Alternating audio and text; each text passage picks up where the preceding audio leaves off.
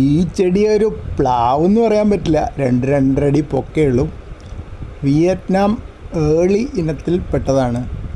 അതിൽ നഴ്സറിയിൽ നിന്ന് ഒരു ചെടിച്ചട്ടി കൊണ്ടുവന്നപ്പോൾ തന്നെ ഇതുപോലൊരു കുഞ്ഞു ചക്ക ഉണ്ടായിരുന്നു, കൊഴിഞ്ഞു പോയി. പിന്നെ ഒരെണ്ണമുണ്ടായി, അതും കൊഴിഞ്ഞു പോയി. പിന്നത്തെ കൊല്ലം വീണ്ടും ഒരെണ്ണമുണ്ടായി, അതും കൊഴിഞ്ഞു പോയി. പിന്നെ അതിൽ ഒരു ചെറിയ ചക്ക ഉണ്ടായി, പക്ഷേ വളരെ ചെറുതായതുകൊണ്ട് അത് ഉപയോഗിച്ചൊന്നുമില്ല. അത് കുറച്ച് കഴിഞ്ഞപ്പോൾ കേടായിപ്പോയി. പിന്നെ ഇപ്പോൾ ഇതാ ഇത്, അതിലൊരു ചരട് കാണുന്നില്ല, ഒരു പ്ലാസ്റ്റിക് ചരട് അവിടെ കാണാം.